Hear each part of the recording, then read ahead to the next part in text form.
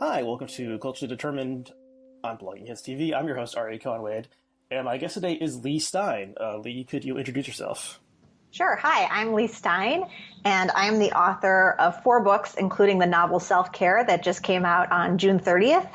So I'm holding up my copy. Twinsies! This is the preview or, galley copy, so it looks slightly different in real life, but this is what you can get. And it is a satire of the wellness industry, girl boss feminism, and internet culture. So thanks for coming on the show and back on Blogging. So you did an episode on Feminine Chaos with Kat Rosenfield and Phoebe Maltz-Bovey. Yep. And you had sent me a copy of the novel as well, and I thought there's enough stuff to justify a second conversation with you. But we'll try not to overlap with that one. But for people who didn't listen to that episode, I guess we should recapitulate just a little bit. So you gave a brief thematic summary, and so how would you set up what the book is about? Well, so the plot of the novel is about these 2 white women, Maren and Devin, who co-found a company called Ritual, which is spelled Richual, which is kind of like if Instagram and Goop had a baby. So on the outside of my book, it's kind of a fluffy satire of Goop and Gwyneth and all that stuff. But inside the book, I think I'm saying some deeper and darker things about the way we leverage our identity and our the worst things that have ever happened to us as content and as currency in some of these online fights. And my experience is for 3 years, I ran a secret, but not really secret, Facebook group of 40,000 women writers. And I organized conferences based on the Facebook group, which were wonderful. But the infighting within the Facebook group is what ultimately led me to burn out, resign, leave Facebook forever, and write this novel. Oh, so you're off Facebook entirely? Yes, and I'm glad to be. I'd leave Twitter I keep joking like I'd leave Twitter if I could, but I feel like Twitter is like, especially promoting a book in a pandemic, like I just have to be on Twitter, like banging my symbols every day. That makes sense. So I enjoyed the book. Yeah, I think you're right. Fluffy on the outside, a little darker, more cynical, more barbed on the inside. So there were some twists and turns that I didn't see coming. I won't spoil anything for people who want to read it, but definitely towards the end, there were some interesting twists and characters doing things I didn't expect. So you have, it's written in first person narration by 3 main characters. Maren Gelb, who is kind of the behind the scenes person running the website, and then Devin is her last name, Avery. Yep. Who is sort of the front person, somewhat the face, the Gwyneth of this world, and she really lives the self-care lifestyle, and is beautiful, and is doing yoga every day and silent meditation, and seems from the outside like an influencer, perfect influencer, perfect life kind of person. And then you have the third character, Khadijah, right? Yep, Khadijah, who is the editor of the site, and she's African American. She is younger than the 2 other women, and is kind of figuring out how she can sort of move up within this world, or maybe escape this world. How did you? Yeah, she has some ideas for how to make it an actual feminist workplace, aside from just branding it as a feminist workplace, I would say. How did you decide to use different narrative sections in the style of As I Lay Dying for this book, as opposed to like a omniscient narrator or something like that? Oh, that's interesting. I'm really comfortable writing in first person. I've never written anything in third person, so first person is just what I'm comfortable doing. But with the character of Khadijah, I thought the book wouldn't be good enough if it was only white women. I just thought it wouldn't succeed because from my own experience, running a feminist nonprofit, and I had a viral essay in Gen Magazine about girl bosses. I was kind of girl boss adjacent because I wasn't making any money, but I was kind of like going to these fancy lunches in like my TJ Maxx discount outfit for a period of time. But just the way that white women kind of rose to the top, and they had in some ways tokenized women of color because they, you needed them in the photo op. So like Marin and Devin need Khadijah to appear on the website as like one of their staff members so they can show that they're good feminists. But they put a huge burden of work on her. And each of the three women, by the end of the book, I realized like each of the three women thinks that they have it the worst. They think the other two have it better than them. And so that's kind of like a sad reflection, I think, of this kind of competition among women, even women who claim to be feminists and who claim to support each other. I think this is just a sad state that I observed. And then you also have kind of, you have like press releases and like texts and Slack kind of chats and stuff.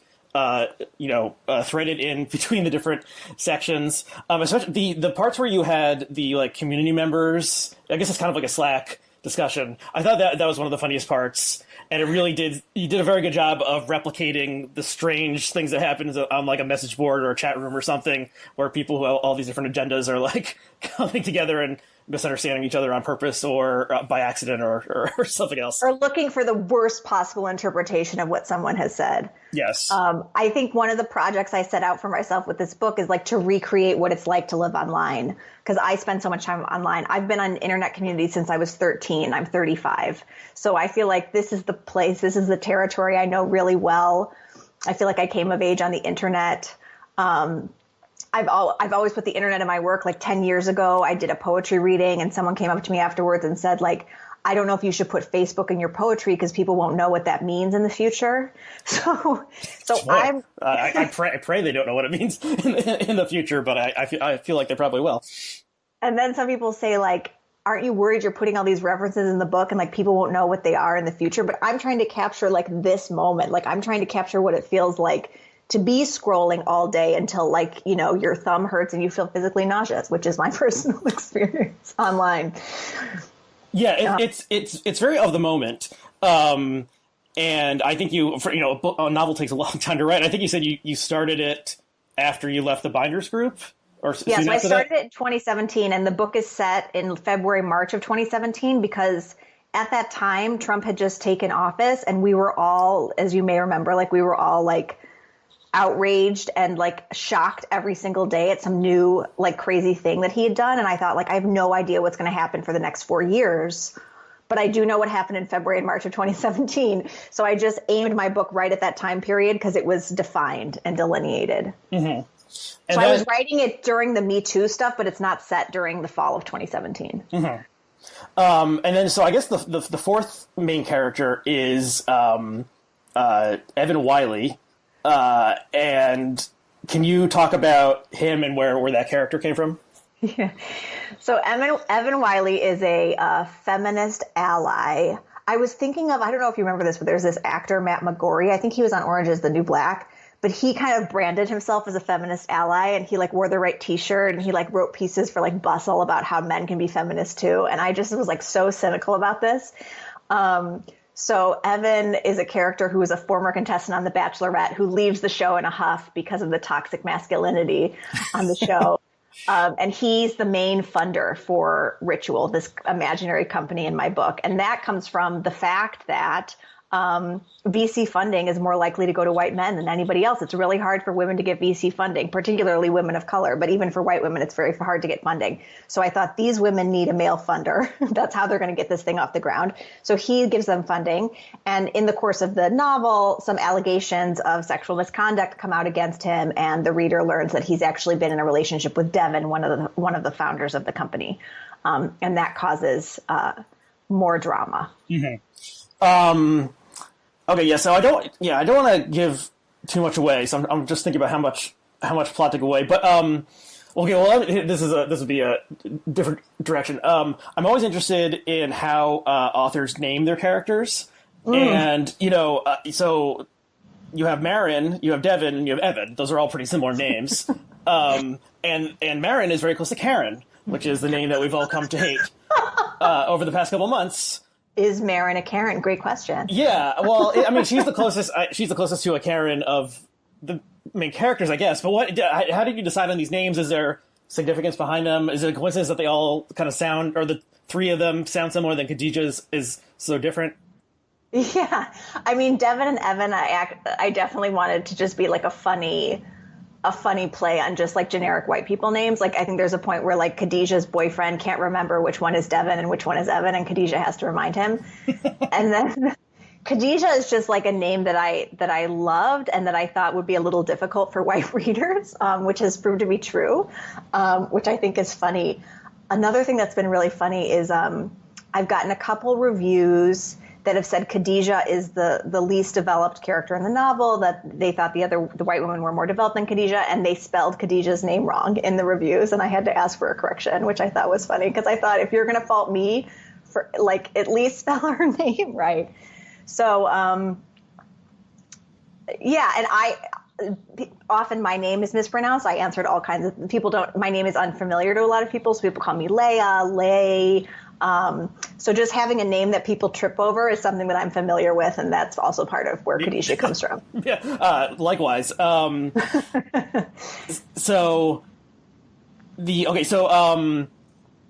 one of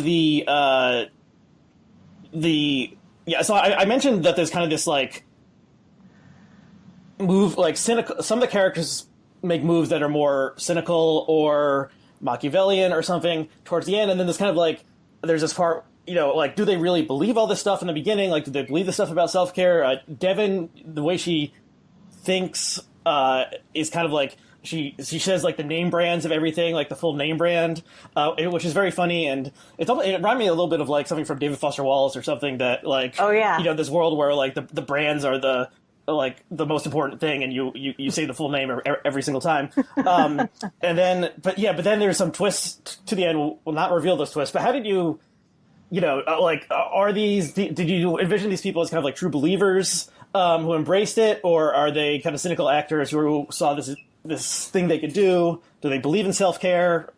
Is this ambiguous? It has no answer. Well, what do you think? Yeah, Devin and Marin, I see them as like extremes on a spectrum. So Devin is so into wellness that she's sick. Like, she has an eating disorder. She's so obsessed with clean eating and with exercise that it's pathological. And I think I did an event with like a yoga teacher, and I think a lot of the yoga audience recognizes this character of Devin. The woman who's always going on a fast. Why is she going on a fast so frequently?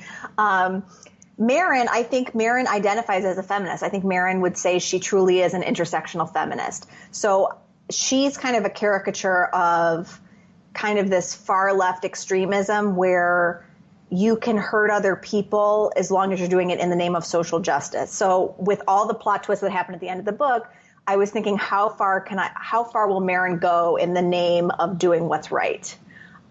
She believes that she's doing the right thing at the end of the book. She's not right about that. And the right thing happens to align with her like interests at that moment. Yes.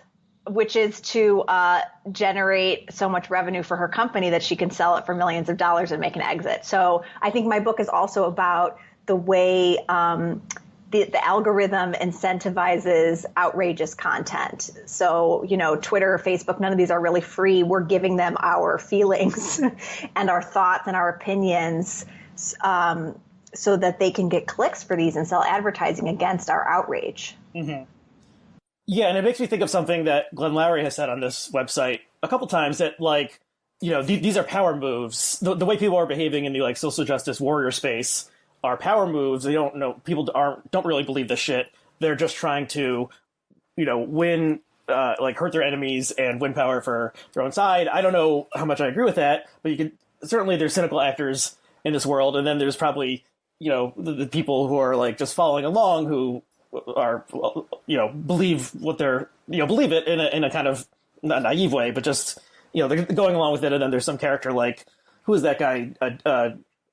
DeRay, is that his name? The guy who's always getting, oh yeah, it's always like starting this new like nonprofit and like getting money, but like he's like steals the money and like abuses the staff or something. Oh yeah, he's this Twitter figure. Is it Sean King? Oh, Sean King. That's what I'm thinking. I'm not DeRay. Sorry, DeRay is a different person. Yeah, Sean King. Yeah, I just read something about his. They raised millions of dollars for this media empire that didn't exist. Yeah. He seems over the past couple of years to have like semi-fraudulently started these various companies and been saying this would be good for the racial justice movement, and then nothing ever really happened, and all the people who went to work for him got screwed over. So that's I don't see. Like, when I observe these dynamics online, I don't see it so much as Machiavellian, like deliberate, I'm going to oust this person and that means that I'll get this status and then that. I see it more as people behaving in a way that's so self-righteous and that they believe that they're on the right side of history by doing what they're doing. They see like any conflict is like those people are Nazis and we're fighting the Nazis. Like, it just gets framed in such extreme ways. So I see it more that they think they're on the good side, not that they're conniving Machiavellian actors. Yeah, I think that makes sense to me. I mean, most people probably. So there's some people who are like Sean King, who are maybe like thinking of like the next scam they can pull off, but that most people think they're doing the right thing, convince themselves they're doing the right thing, feel good when feel like they're doing the right thing, and you get validation from the group. You get validation from the other people that are on your side, and they back you up, and that feels good. Yeah.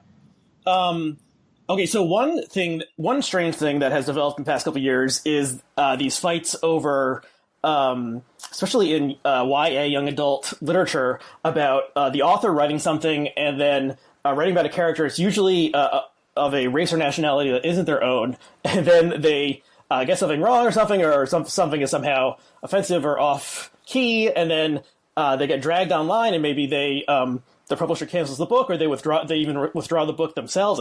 I just saw one within the past 48 hours. This happened, someone withdrawing a book, where as a white author writing a fantasy novel that takes place in the within the Gullah community. Oh yes, I saw that one too. Yeah, which I could have told you that would have been. You gotta tread carefully with that one.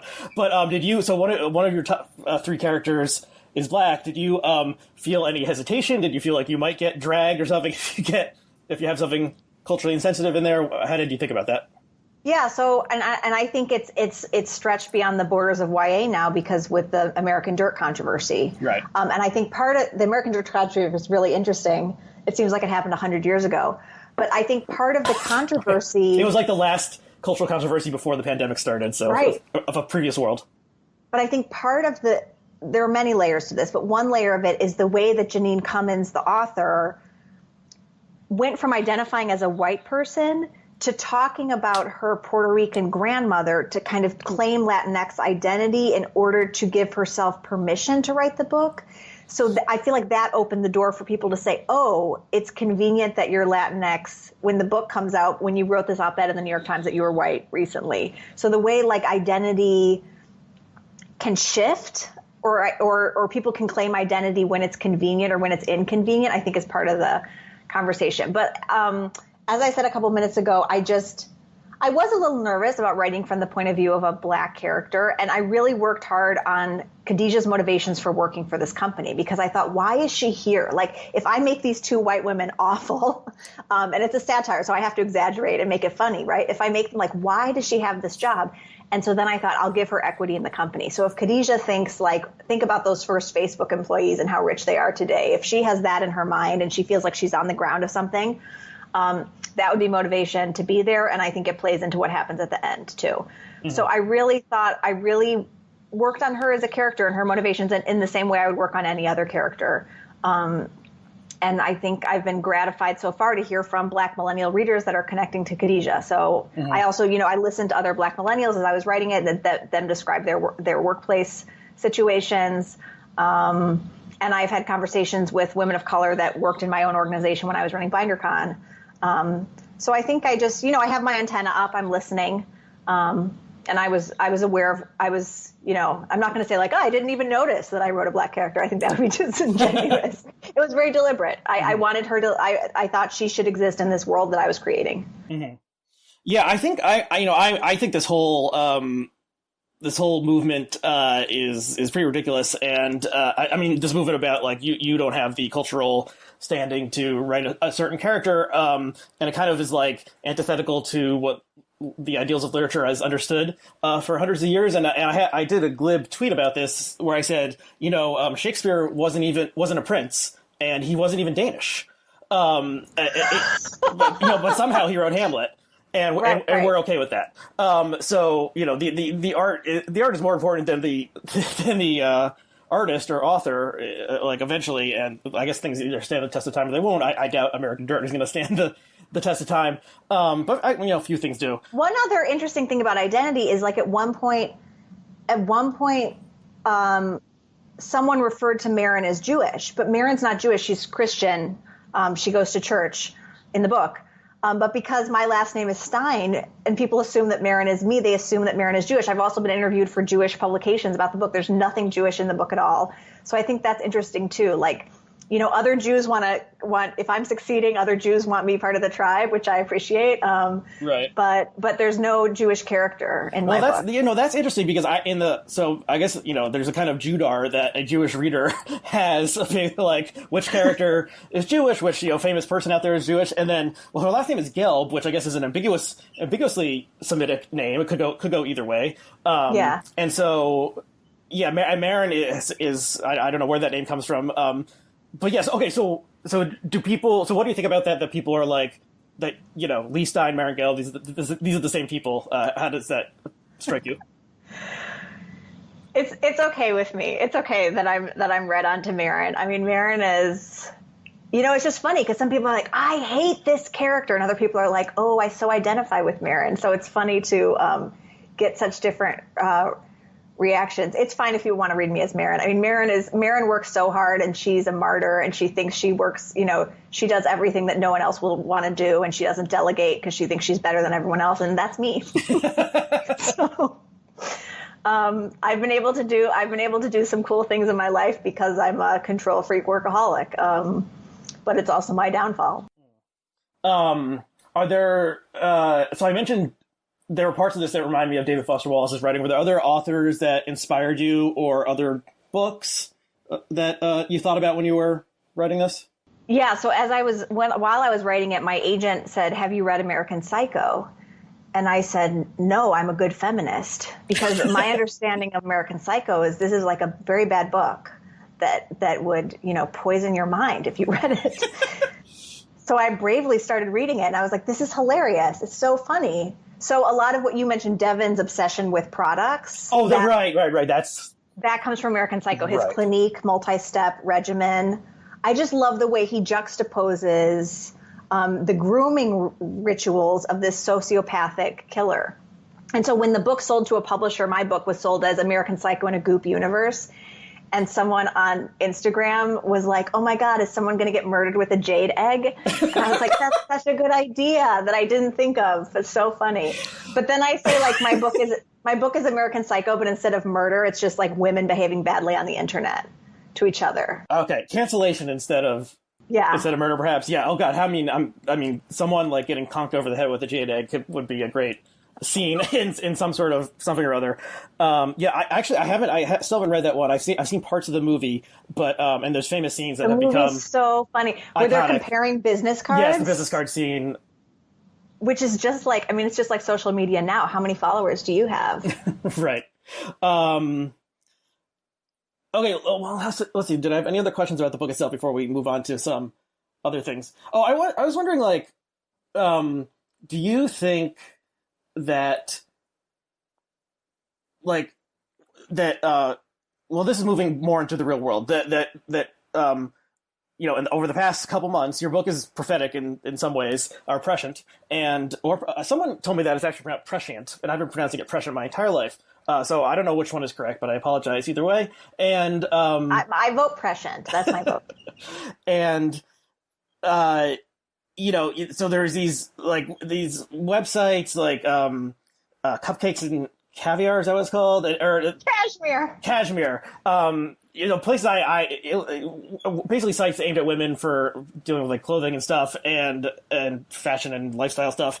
And some of them have like posted these like, I'm sorry, kind of like big things on Instagram, just like a black background, white text, I'm sorry or something, and kind of groveling before their readers that, they never acknowledged their white privilege, or they treated their black employees badly, or never had any black employees or something. And I think this is maybe an idea I'm picking up from the Feminine Chaos ladies, that like, it's somehow easier to get women to assume this kind of like, like a woman is more likely to give in to this kind of like the demands of the mob because they want to like mollify the crowd, whereas a man is maybe more likely to be like, go fuck yourself, I don't care what you say. And so that's why some of these, you have these extensive apologies from these type of people. And you could probably name some of the other ones who I can't remember right now. I think maybe someone at The Wing. Yeah, there was like a whole apology tour on Instagram. It was like Audrey Gelman of The Wing, Jen Gotch of Bando, Man Repeller, Reformation Clothing. It all happened, I think, in June around the protests for Black Lives. Yes. And I don't know, I mean, what is like the male equivalent of those websites? Is it like Barstool Sports or something? I don't even know exactly, but like, the Barstool Sports guys have like doubled down on being offensive assholes. Like they are not like doing apologies. Yeah, but look at God, what is his name? The guy in charge of the NFL that finally came out, and Roger Goodell, right? Who said like we were wrong about Colin Kaepernick. Okay, Holy that's true. Shit. That's true. And you have even just yesterday the Washington Redskins announced they're going to change the name, the name of their football team from a racial slur to something else. Yep. But maybe it's more about the personalization of the brand when it becomes identified strongly with one person that's more likely to be a woman than a man. I don't know. Like, Elon Musk is not apologizing. Who are other like, right, Tim Cook is not apologizing. Do you see anything to this? I have so many thoughts, but like one thing is like, the apologies are like dovetailing with the rise of like books like White Fragility. And in my bubble, and admittedly, I think my bubble is more women than men, but I see white women picking up White Fragility and white women issuing these apologies, that it's this kind of self-help, this self-improvement thing that I'm going to work on myself. I don't know. Are white men buying White Fragility in droves? In your experience, have you seen this in your bubble? I don't think so. I mean, not that I can. I mean, I don't know what my bubble is exactly. In my bubble, I've seen more people saying White Fragility sucks than yes. than like praising it. Kat Rosenfield wrote a great piece on this, and she and I have talked about this. I was trying to pitch an op-ed that didn't get picked up about a similar thing, but it's like, white women, like self-improvement is like our jam, man. Like just tell us how to work on ourselves. Like give us the book, give us the program. Is it 5 steps? Is it 10 steps? Like, is it like a food that I should eat on a certain day, a certain time of day? Work on my White Fragility. So the apology statements, they're so self-centered. And I just ask, like, what is this doing?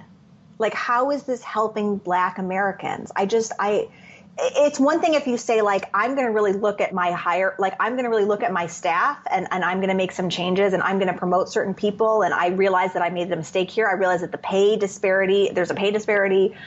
That's one thing. But like to post something on Instagram, are you changing the world? Really? And this, again, I think is this pressure to be on the right side. It's conformity and peer pressure. If you see everyone else around you doing it, you have to do it, or else the mob says, where's your statement? Mm-hmm. Don't you care about Black lives? You probably saw a lot of people posting like a black square on Instagram on a certain Blackout day. Tuesday. Yeah. Which was an interesting thing that I mean, I don't think it was a bad thing that they were doing. And then there's like this weird backlash saying that like, that it would like prevent people from getting like information they wanted about the protest or something. It was just all these black boxes. They were using the wrong hashtag. So then the Black Lives Matter hashtag was flooded with black boxes. Yeah, I mean, if you're getting your like protest information from Instagram, and I guess that, Instagram is very popular, so there are people who are doing that. But it seems, that seems kind of weird. But yeah. One other thing I want to say about this, your original question about these apologies, is when I was running this Facebook group, so that was 2014 to 2017, there would be drama every day. And then I would like come home from the trenches and I would like tell my boyfriend, like, here's what happened today on the internet. And he'd be like, this doesn't happen where men are. He's like, this is only happening because it's only women. And I'd be like, no, you don't know that, whatever. Like I'd get all pissed. But now this drama is happening in the public arena. It's not happening just in these little subcultures. Like the fact that you know all about this YA stuff, it's happening out there in public. And the other thing is, like, in the novel, there's like the activist users of Ritual, the fake company, and then there's the wellness influencers. But today those are actually on top of each other, that the wellness influencers are now making social justice a part of their brand explicitly. And are they doing it because they're woken to social justice issues, or is it a savvy marketing move? This is my cynical self. But is racial justice part of your wellness brand just what feminism was 3 years ago? Yeah. And so my cynical / like kind of Marxist interpretation of a lot of what's happened over the past month is like, basically every corporation in America put forth some sort of statement supporting, deploring the murder of George Floyd and supporting the Black Lives Matter movement in some way. And then it got down to even like things that became absurd, where it was like Skittles or something, putting out something. And so it became both like, okay, in some ways this movement has won. It like, if, the corporate America is super powerful in America and they've decided to get on board with this, but also this movement doesn't really challenge the power of corporate America or maybe really change anything, because if everyone from the NFL to Skittles is signing on to this, then like, what are they actually, it can't be like upending the, this is not revolutionary. This is just like branding. Right.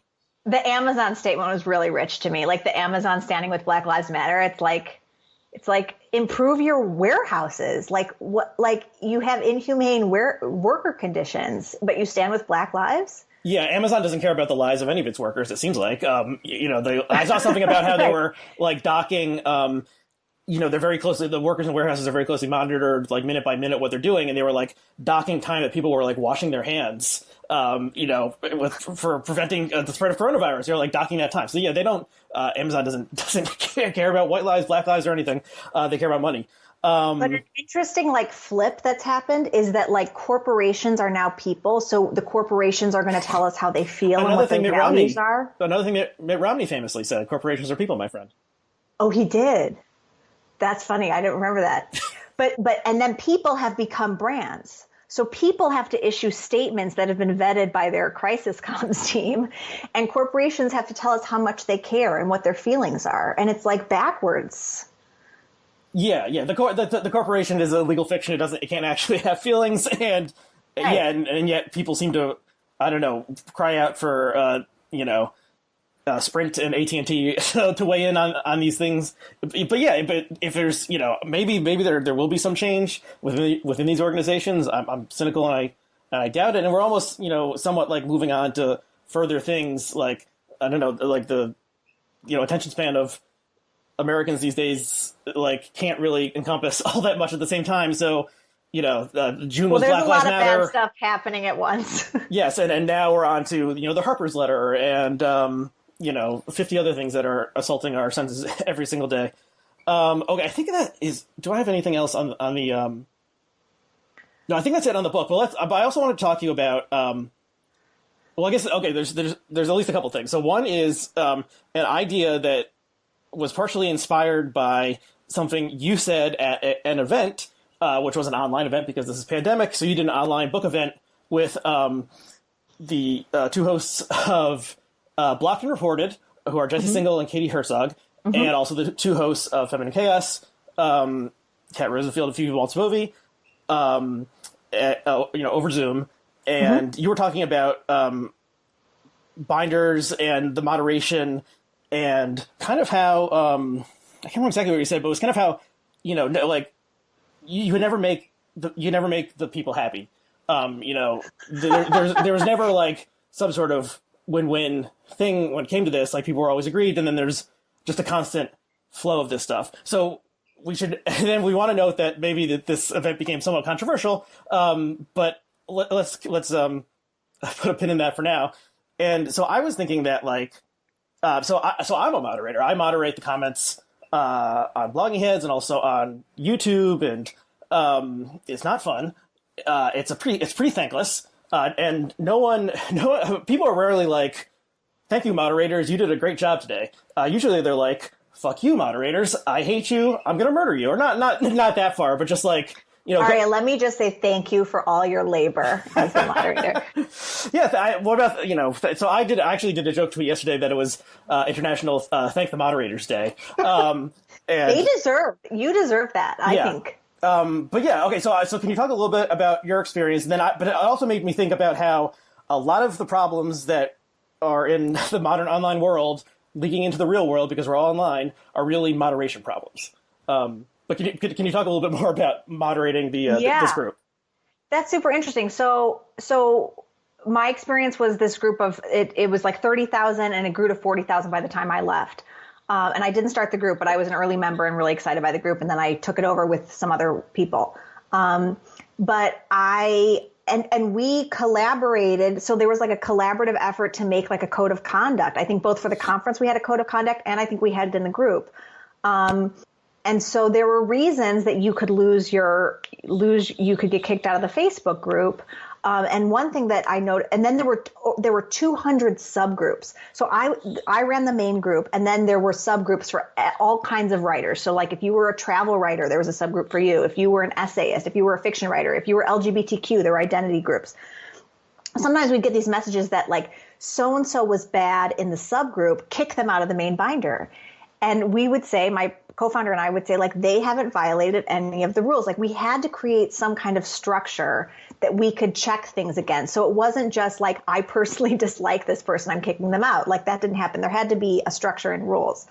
But of course, it's much messier than that. And the people pleaser, I mean, this is just my own personal flaw, but I'm a people pleaser. I'm a Libra. I like harmony and compromise. I want everyone to get along. You know, some of these, the biggest conflict, I can't remember if I talked about this in the group, but the biggest conflict of all was whether the conference should allow babies and children at the conference. We had a no babies and children policy. There was a backlash to that. And so a secret Facebook group was formed in order to stage a protest against us on Twitter using our hashtag, because every conference, our hashtag would trend. So they strategically plotted to take us down the weekend of the conference by saying that we weren't feminists, by not allowing babies and children. Yeah. And this was like, I still to this day don't know if I made the right decision or the wrong decision. I could not figure out what the right thing to do was, because I listened to the women on my team, many of whom were moms. They said, no babies and children at the conference. This is my weekend away. And then other people online who had never been to our conference said, how can you call yourselves feminists if you don't allow nursing infants at the conference? And I heard both sides, but like I couldn't find a way to please both sides. So I ended up putting together a working committee to work on this. And, I kept trying to make it collaborative because we were driven and organized by volunteers. And so the only way this thing got off the ground was with people volunteering to put in the work alongside me. I only made $12,000 a year doing this. So this was not my full-time job. Mm-hmm. So I think something that made me really cynical is, how hard I tried to involve the community and how much resistance I faced, because it's so much easier to critique than it is to build. Yeah. Oh, for sure. I mean, that's a universal thing. It's much easier to tear down, and people online are very good at tearing down, but creating something and building something and maintaining it is difficult. So I've been involved in content moderation at Blogging Heads for like a decade or so, and actually, longtime viewers may remember that Robert Wright, co-creator of Blogging Heads, and I once had a occasional series called Commenter Court, where we would examine disputes in the comment forum and try to decide who had, violated the rules or crossed a line first, and who should get an admonishment or something. I love that idea. How did you create the rules? Like, how do you create the rules for the comments? Well, I think the rules, I can't remember exactly. There were maybe they still exist somewhere online. There were rules. It was like a previous iteration of, it was V-Bulletin, not Discuss. And so it was a somewhat different setup. And I think, there were the standard rules of like, no, like violent threats, racial slurs, blah, blah, blah, that kind of stuff. And then there were maybe just that there was only like 3 or so. We just tried to keep it very simple and try to make it like, so it wouldn't need, like, it was somewhat self-sustaining or obvious, but I think it ultimately didn't really work. One thing that's different about Blogging Heads is, at least in its original conception, it was people from right and left coming together, so it wasn't like the Daily Kos sites where it's all liberals fighting each other, and where there's also when everyone is supposed to agree, like have some set agreement, then like the people who are on the extremes can kind of hijack the entire thing and move the group consensus like further in their direction. Whereas this was usually people from right and left fighting with each other, and which continues to this day, but not as much as it used to. And we eventually just gave it up because it really it didn't seem like it was doing anything people would get. I mean, we kind of did it in a keeping it a light tone, and it would be like I was the prosecuting attorney, Bob Wright was the judge. I would say I think it's this person. He would think about it and issue a verdict. And like no one ever got banned through this process. It was mainly like supposed to be like instructive. But yeah, some people liked it. Other people got offended by it. You know, they didn't want to hear someone talking about their comments, and they just want it out there. Yeah, and so or they claimed they were being misunderstood, misrepresented. And so we eventually just stopped doing it.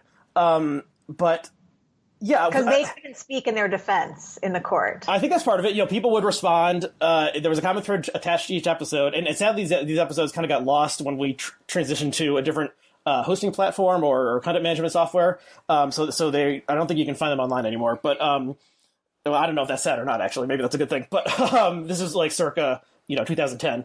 And yeah, so that didn't really work. And then, so essentially now, there's a sense of what the rules are, and I think it should be obvious to everyone, what the rules are. But it does kind of come down to just me, saying like, should this deserve the boot or not? And people very rarely get banned, but they do occasionally get banned. But like it doesn't. Yeah, like I said, you're never making everyone happy.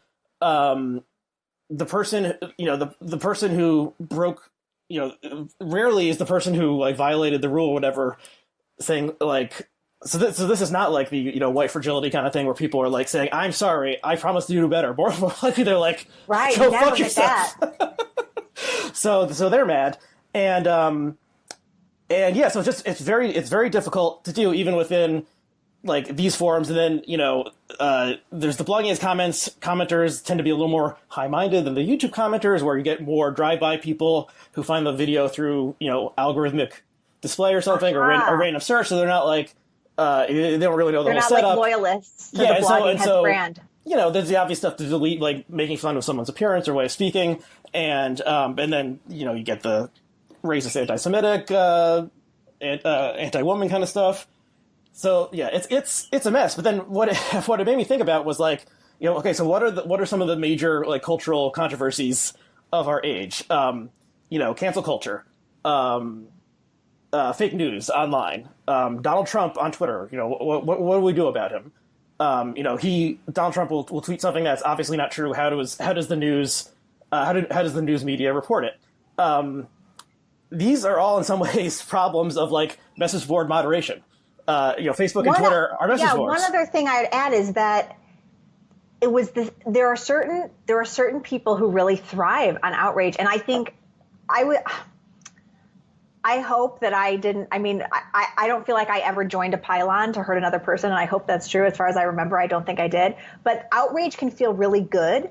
And I think there are certain voices that are louder than others. You see the same characters show up again and again. I don't know if this is your experience moderating, but like I saw it when I was doing the Facebook group, I'd see the same players over and over again. And for years after I resigned, until we all went inside our houses, I would run into women, I would meet women, and they'd be like, "Oh, I'm a binder," and I would say, "Oh, I don't know if I know you," and they'd be like, "Oh, I just lurk." So many people just lurk and never comment because they just opt out of the debate. But some people love this stuff. They love getting in the middle of it. Yeah, so it's a sport. It's a sport for some people. They enjoy it. Yeah, there's a certain personality type that wants to be a poster, as say on Twitter. And I've been a poster since like 1995 when my family first got AOL, and I found a message board for X-Men fans, and I was posting on there. So this is 25 years. Mine was an Andrew Lloyd Webber fan club chat room, or maybe message board and then chat room. Yeah, interesting. But yeah, so basically, any forum needs a moderator, or it's going to be overrun by trolls. And I think even like 4chan was classically the like unmoderated space, but I think even they started moderating because of like child porn and stuff. And I think there was like a suicide, and their founder was really disturbed about it. Like the founder kind of walked back. I think the guy who shot up the mosques in New Zealand posted either his manifesto or his like live stream or something on 4chan. So then like the renegades from 4chan founded 8chan. So it's like even 4chan was like, there are people who were like, this is too moderated, when it was famously like the Wild West chaos. and I might have some details about this wrong. Commenters sound off in the comments if I have it wrong. But like, okay, so once you accept that you need some moderation, and then it really just comes down to like kind of a judgment call. And what's his name? The guy who wrote Moneyball had this podcast series that came out last year that was all about Michael Lewis. Yeah, Michael Lewis. I can't remember what it's called, but it was all about judgment and how no one trusts judges anymore. And he talks about refs, like challenges against the refs in the NBA.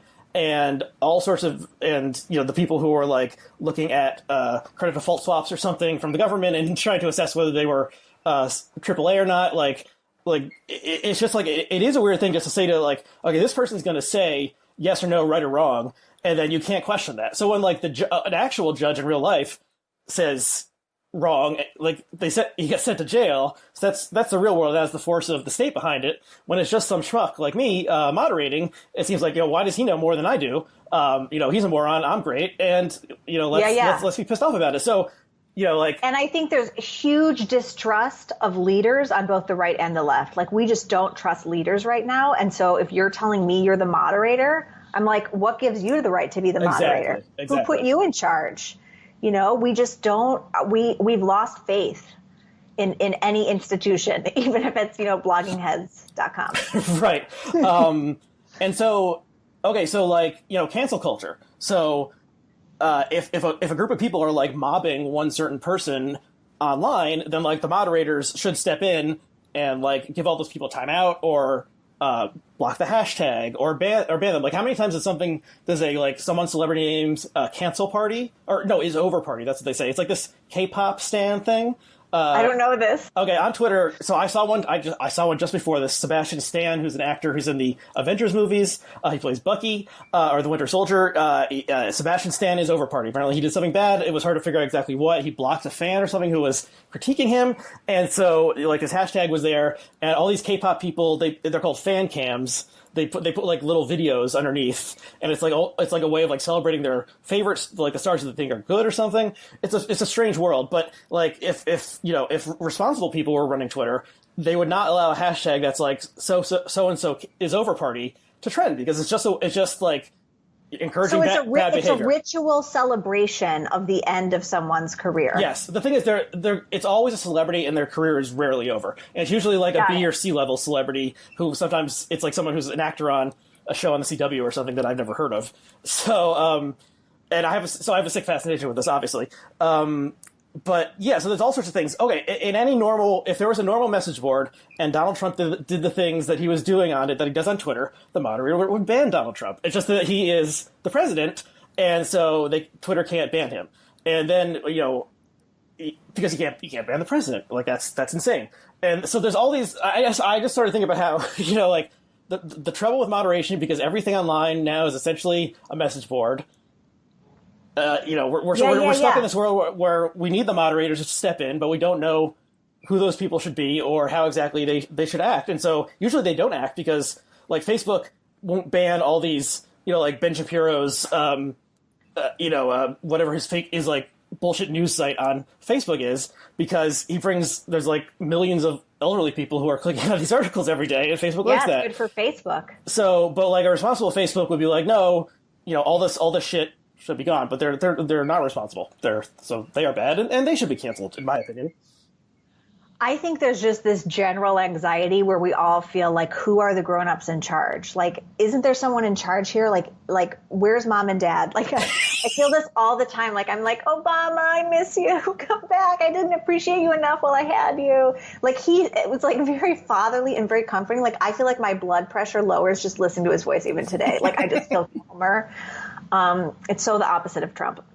But Trump wants to rile people up. That's his. Yeah. I feel like I'm of two minds on this moderation question. I think I used to be in favor for more serious moderation from these platforms. I used to be in favor of them doing more to stop the spread of fake news and that stuff. And I think I've come around to the other way, because I think, where do you draw the line if you give them more power to say who can say what? And I heard an interesting point from Jonathan Haidt on Sam Harris's podcast, where he said free speech doesn't mean freedom of reach. And so his idea is that like people should have to what's the word? Validate their identity. So you can't be an anonymous troll. You would have to sync it up with your real name so that whatever you say online is really associated to you as a person. I thought that was an interesting idea because I see stuff on Twitter all the time where I'm like, is this a bot? I don't even think this is a person. Right. So the proliferation of bots, especially leading up to the election, like in foreign actors interfering with our election, if we had to verify our identity, would that help with that problem? Yeah, I think that would help in some ways. And there's probably people in the comments who will say things like, I'm an untenured professor at, like a rural college or something. And, this is the only way I can speak my mind and things like that, which makes sense. But I see that too. I mean, I've thought about making a fake account, like a burner account for myself, so I can say what you mean. Yeah. Well, for me, you only get the straight, 100%. So there's some drill tweet that's like that. It's like where it ends with twitter.com. I live for this. It's like no trolls, no bullshit. Okay, so but yeah, I think I might write something about this. If I can flesh this out but yeah, the more there's thinking about an online problem, you can often think, oh, this is a moderation problem. And like I said, online life, is becoming very similar to real life. Okay. Do you want to talk briefly about that, how you got some blowback recently and maybe some people are trying to cancel you for appearing at an event with such, horrible people as Katie Herzog and Jesse Singal, who have both appeared on this very program? Oh, wow. And you're safe? Well, thankfully, I'm such a nobody that no one's tried to cancel me. But I'm sliding under the radar for now.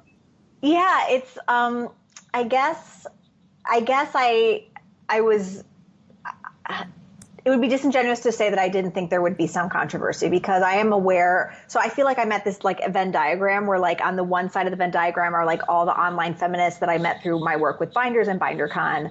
And then on the other side, I have the ideologically diverse group of people I follow on the internet who are blogging heads hosts or who are, Thomas Chatterton Williams or like the We the Fifth guys. I like their podcast too.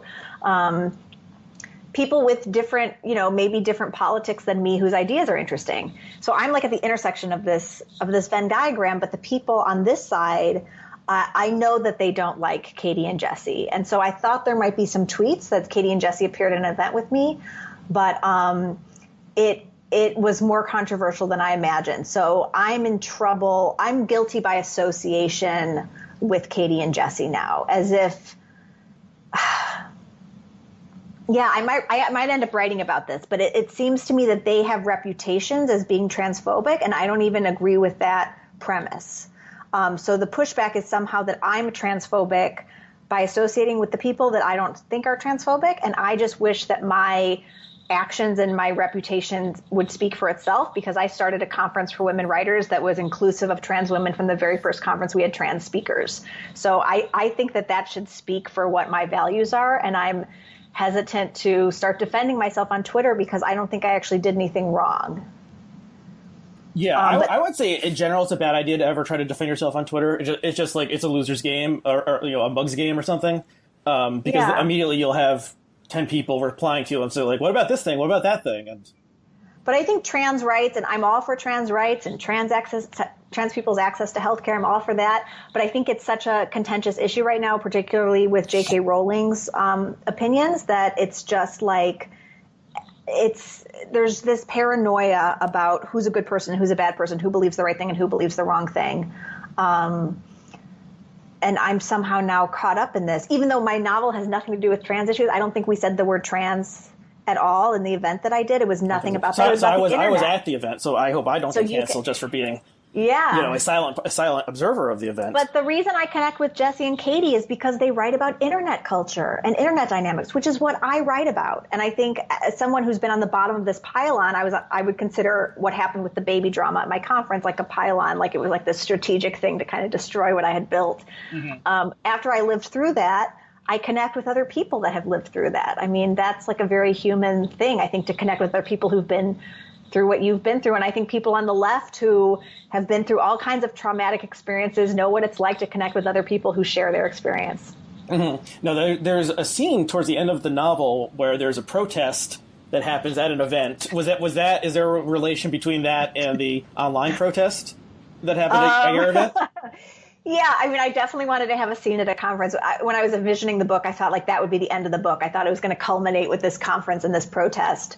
But then I wrote another third of the book. But yeah, I mean, it was like some of this was really true. Like our first conference, we rented out NYU's law school, which has this like big room with oriental rugs and oil paintings, and all the oil paintings are white men. So you're just in a room with all these oil paintings. And the keynote was between Jill Abramson and Emily Bell, who is at Columbia. And one of them made a joke about like how ironic it was that we were all there being looked at by all these men. It was a women only event. And so that made it into the novel. Right. It's a good scene, and you have there's some funny twists about how it plays out. Okay. Yeah. I mean, there's this weird part of the, like, whatever we want to call the current, like, cultural craziness, the cancel culture or whatever. Think about cancel culture? Do you think that phrase is? I think people are trying to figure out a better phrase, but are you? Yeah. So well, I think it's a bad phrase. I think there's still people saying cancel culture doesn't exist.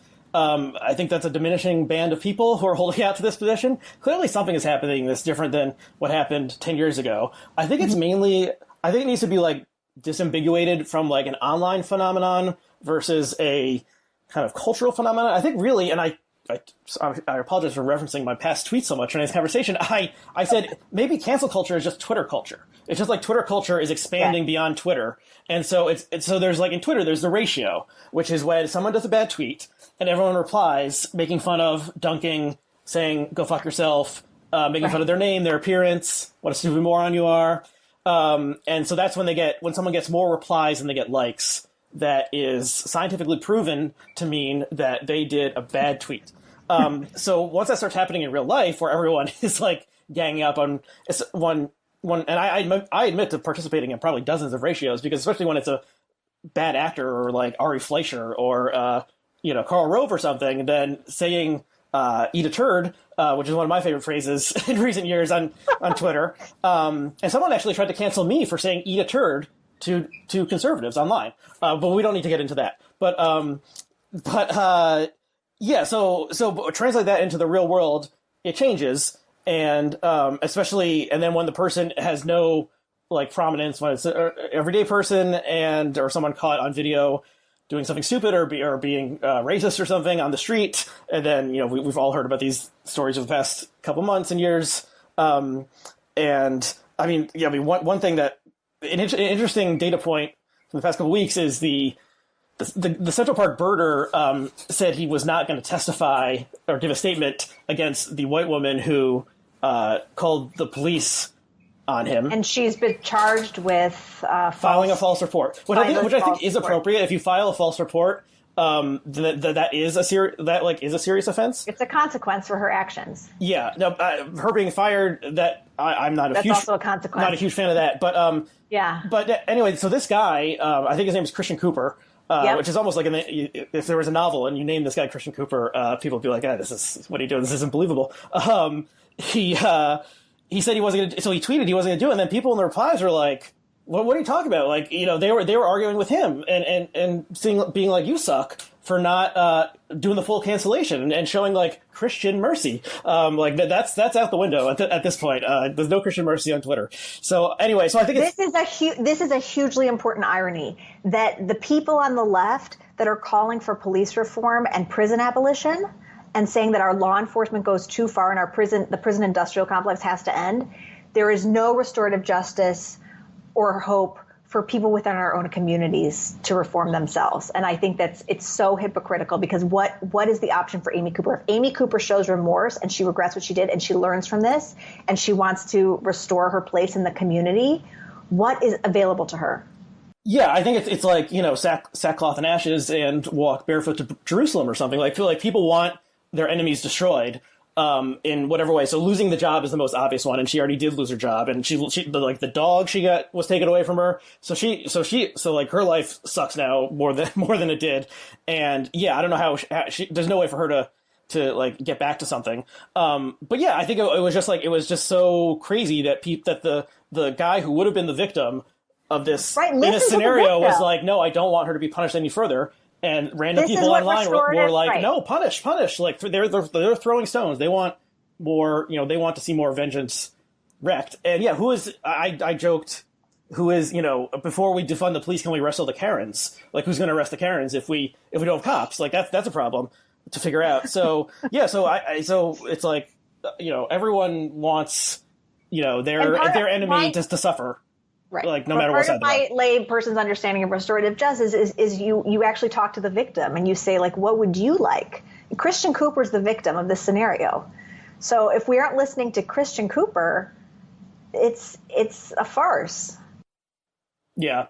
Yeah. So anyway, I think, and I'm going to do another episode with, I don't even know what I should say because I might get canceled, but a person whose name was mentioned in this conversation, I'm going to do, do an upcoming episode with that person, and we'll have to see whether it even airs, because I might be, wanting to go underground or something after the recording. But I want to talk more about this stuff. But my group feels betrayed by me. That's the thing. My group says, I thought, the sense that I get is my group saying, we thought you were one of us. You're one of them. Mm-hmm. And I'm saying, listen, can I just be like, can I be a little of this? Can I be a little of that? Can I have my own thoughts and opinions? Am I allowed to have my own thoughts and opinions anymore? I'm not. Or I'm supposed to suffer consequence? They would say you can have your own opinions, but you have to suffer the consequences of those opinions. Or you move into this space of like the contrarian, which is a role that one could play. And in some ways, all four of the people who were hosted the conversation with you play the contrarian to more or lesser degrees. And that is, that is opposed to take. And, I guess, I shouldn't say any more than that. But yeah, I would just say that with the whole cancel culture thing, I think should be broken up into, is there a new moral climate? Is it a technological change? Obviously, it's both. Is it, what is the economic ramifications? Why can someone be fired so easily in the United States? Like, it is in France or something. Is this playing out where because everyone is unionized, the most they can do is give them they have to sit in the rubber room or something for 2 weeks. If the French version of Amy Cooper. So I don't know, but I think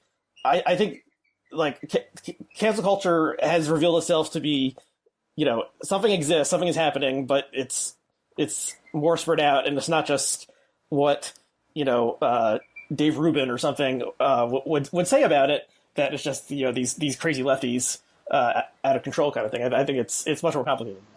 Yeah, and I think when you call it Twitter culture instead, like there's this social scientist named Nathan Jurgensen who has this idea of digital dualism, which is the idea that online isn't real life, that people think online isn't real life. And I've always pushed back against this because I think online life is totally real. And I think that's becoming more clear to normies who maybe haven't spent as much time online as you and I have, because now that we're all at home during the pandemic, it's very clear that what's happening is happening on the internet, and that it has really, it can have really severe real world consequences. It can also have positive real world consequences, like the spread of the Black Lives Matter movement, thanks to social media. I think that's positive. Mm-hmm. But if people are losing their jobs for tweets, I don't think that's positive. Mm-hmm. Okay, maybe this will be the last question. Do you think if we could magically snap our fingers and Twitter, Facebook, Instagram, Pinterest, all social media was gone in an instant, would that be a better world than our current world, or not?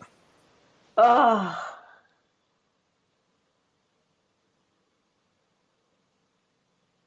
I don't think so. I think the positives outweigh the negatives. Mm-hmm. Yeah, or maybe it's too hard for me to even imagine what that would be like. Mm-hmm. Like work professionalism is so connected now to social media. If you work in the white collar industry, mm-hmm. How would it be possible to work? I don't know. Well, I mean, somehow it happened before 1997 or something. Stuff got done and people lived their lives. I don't know. I think if I magically could snap my fingers and do it, even though I've wasted scores of hours of my life on these various platforms, and I've made good friends on Twitter, especially people who I never would have met otherwise. If these either evaporated at this point, or if we could time machine and baby Hitler kind of thing and stop them before they launch, then it does seem like absent Twitter, and Facebook, like I don't think we have President Trump, so that would be a better world. And then true. if they all just disappeared now, yeah, maybe we're in too deep or something. But I do think it would. I do think it would be a better world than our current world, which isn't very good. So it wouldn't take much to make it a better world. I think I've just had so many positive experiences online, and so many parts of my career are thanks to things that happened online that it's like hard to imagine my life without it. Yeah. Yeah, and I mean, I worked for a website. But it does. I described it in an interview recently as like an abusive relationship. Like I know I should stop, and yet I keep going back. But I'm like, this time will be different, and then I keep going back. I'm like, I should really spend less time doing this, and then I do it. It's addictive. It's scientifically addictive. Yeah. That's a good metaphor, and you could think like, you don't know how it really is, when it's just me and Twitter. Like, you don't know, right. like Twitter is so sweet. There's good stuff too. Sometimes it's really nice. Right. Okay, so we've gone a little bit over an hour, so I think we should end it there. Is there anything else you want to say before we wrap up? Perfect. I think that's perfect. Okay, so the book, Self-Care, a novel, it's a satire. I recommend it. It's a good read. Leigh Stein. Even if you don't like novels, if you spend a lot of time online, this is the book for you. I would agree with that. And okay, so you are on social media. Yes. So you're on Twitter, and it rhymes with B. Is yes. That your? So rhymes with B. Help people pronounce my name. Yep. Mm-hmm.